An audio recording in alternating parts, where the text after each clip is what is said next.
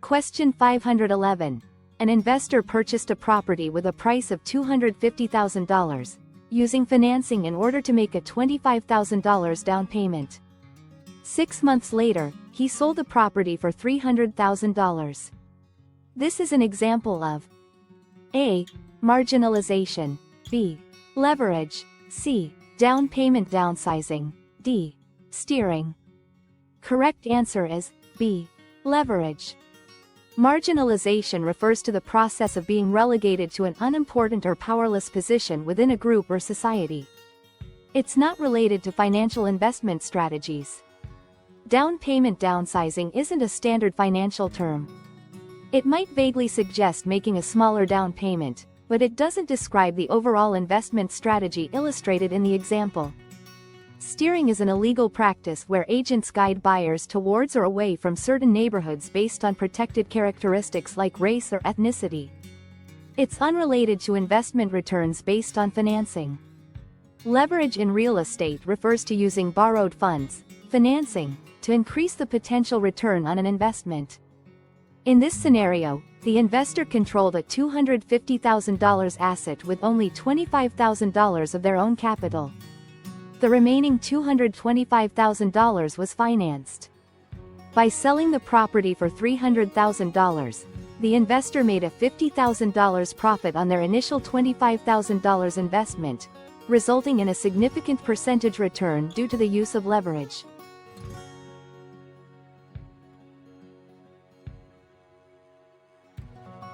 Question 512. All of the following is true about counter offers, except A. The offerer becomes the offeree, B. The original offer is terminated. C. Since the counter offer is a new offer, it is best to use a separate form for it, D. The original offer is merely amended by the counter offer, and still remains in force. Correct answer is D. The original offer is merely amended by the counter offer, and still remains in force. Counter offer is a new offer. When a counter offer is made, it is considered a rejection of the original offer and simultaneously a new offer. The terms of the original offer are not simply amended, they are replaced by the terms of the counter offer. When a counter offer is made, the person who made the original offer, the offerer, now becomes the offeree, with the power to accept or reject the new counter offer. Once a counter offer is made, the original offer is terminated and cannot be accepted later, even if the counter offer is rejected. While a separate form isn't required, it can improve clarity in negotiations. This clearly outlines the changes to the original proposal and avoids confusion.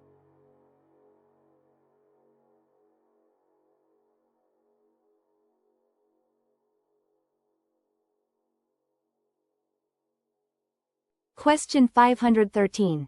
An executed contract is a contract which A. is non-binding, B. has been partly performed, C. relates to capital punishment, D. has been completely performed by all parties. Correct answer is D. has been completely performed by all parties. An executed contract is one that has been fully performed. An executory contract is one that is still in the process of being performed. A contract that has been executed also generally refers to one that has been signed by the contracting parties. Question 514. 4 grown siblings can take title to property in all the following ways, except A. Partnership, B. Community property, C. Tenants in common, D. Joint tenants. Correct answer is B. Community property. 4 siblings could form a partnership and hold title to the property as partners. Tenants in common is a valid way for siblings to hold title. Each sibling owns a share of the property, and they can sell or transfer their share independently. Joint tenants. Similar to tenants in common, siblings can hold title as joint tenants. They would have the right of survivorship, meaning if one sibling dies, their interest in the property automatically passes to the remaining siblings. Community property is a legal ownership concept specific to marital couples in certain states.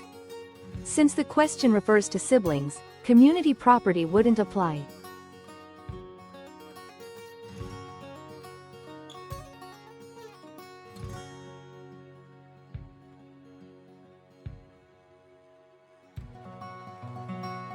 Question 515.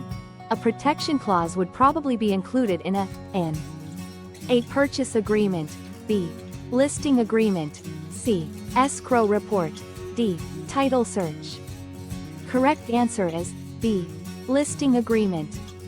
While a purchase agreement outlines the terms of sale between the buyer and seller, it doesn't typically address the commission owed to the listing broker. The commission agreement is between the seller and the broker, outlined in the listing agreement. An escrow report is a summary of the funds and documents held in escrow and the disbursements made. It doesn't deal with the agreement between the seller and the broker regarding commission protection after the listing expires. A title search is an examination of public records to determine the legal ownership and any encumbrances on a property. It's related to the property's legal history, not the contractual agreement between the seller and the real estate broker. A protection clause, also known as a safety clause, extender clause, or holdover clause, in a listing agreement is designed to protect the real estate broker's commission for a certain period after the listing expires. It typically states that if the property is sold to a buyer who was introduced to the property by the broker, or the broker's agents, during the listing period, the seller still owes the broker a commission.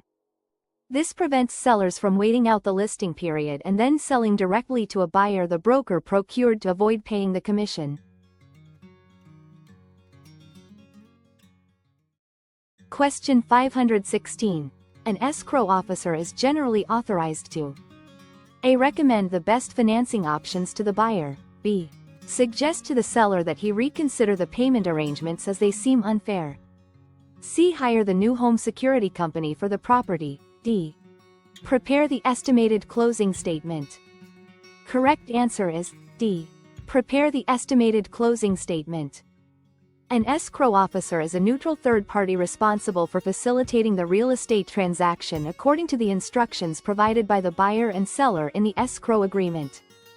Their primary duties revolve around the handling of funds and documents to ensure a smooth closing. Preparing the estimated closing statement, which outlines the anticipated costs and credits for both parties, falls squarely within these responsibilities. Recommending financing options is the role of a mortgage broker or lender, who has expertise in financial products and the buyer's specific financial situation. Escrow officers are neutral facilitators and do not provide financial advice. Escrow officers must remain neutral and follow the terms of the agreed-upon purchase agreement. Offering personal opinions on the fairness of the arrangements is outside their purview and could be seen as biased or interfering with the contract. Arranging for services like home security is the responsibility of the buyer, after closing, or the seller, before closing, if desired. The escrow officer's role is limited to the financial and document transfer aspects of the transaction.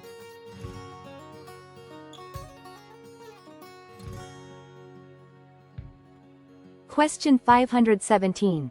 Landowner Larry conveys a deed to his property to Sam. The property contains coal.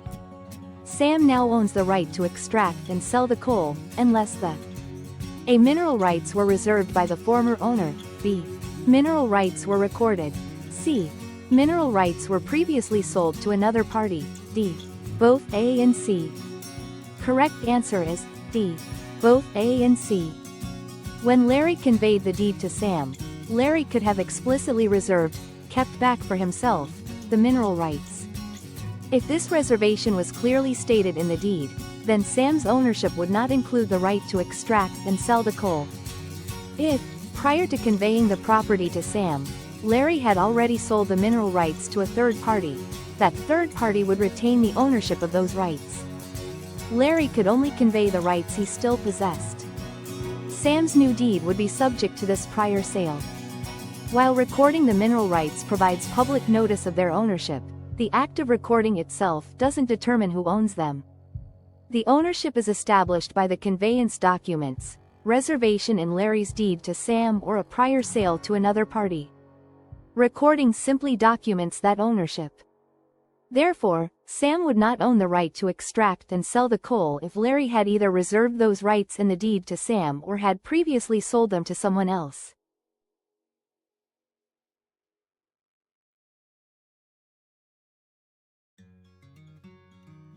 Question 518. For two parties to have a meeting of the minds, leading to the formation of a contract, it is demonstrated by A. Contractual consultation, B. Consideration, C. Acknowledgement, D. Offer and acceptance. Correct answer is D. Offer and acceptance. While discussion and negotiation might lead to an offer and acceptance, the consultation itself doesn't necessarily demonstrate that an agreement has been reached.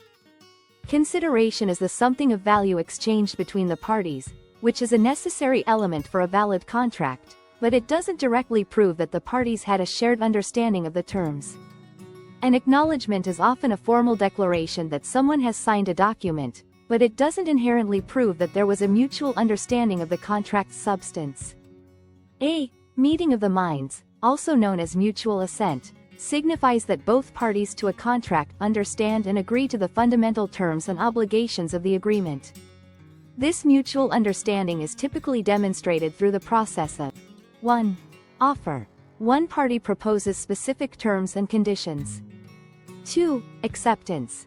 The other party unequivocally agrees to those terms and conditions. The offer and the acceptance together show that the parties have reached a shared understanding of what they are agreeing to, thus establishing the meeting of the minds necessary for contract formation.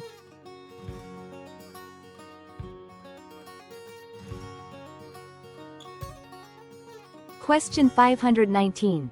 The salespersons at Grover Realty work strictly on commission, which they share with broker owner Greg Grover. However, the broker deducts no withholding or Social Security tax from those commissions. The salespeople pay for the use of any secretarial, phones or copying service. They accept referrals from broker Grover which they can accept or decline. The salespersons are classifiable as A. Employees, B. Independent contractors, C. Business acquaintances, D. As described, they are not salespersons at all, but office temps. Correct answer is B.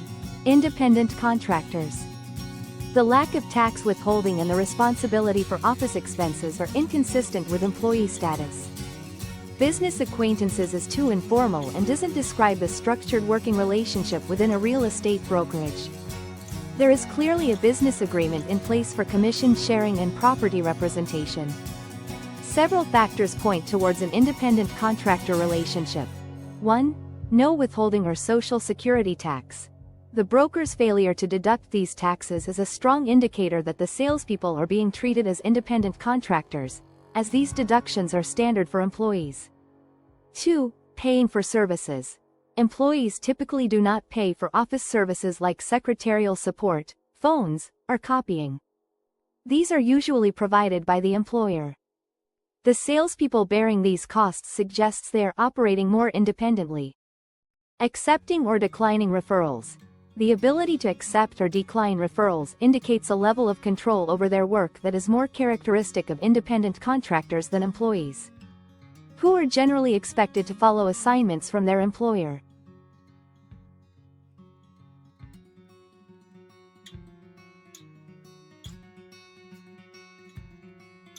Question 520.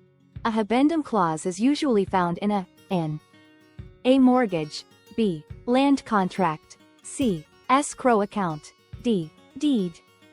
Correct answer is D. Deed. Habendum clause is a standard part of a legal document, most commonly found in a deed for real estate. It's often called the to have and to hold clause because it typically begins with that phrase, derived from Latin, habendum et tenendum. In essence, the habendum clause defines the extent of the interest and rights that the grantee, the person receiving the property, is receiving in the property. It clarifies the type of ownership being transferred, such as 1. Fee simple absolute, full and unconditional ownership, to have and to hold forever. 2. Life estate, ownership for the duration of someone's life, to have and to hold for the life of the grantee. 3. Other limitations or conditions. The clause might specify restrictions on the property's use or the duration of ownership. While most commonly associated with deeds, habendum clauses can also appear in other legal documents like leases, especially oil and gas leases, where they define the term of the lease. Therefore, the habendum clause is a crucial part of a deed as it clearly states what the new owner is entitled to regarding the property rights.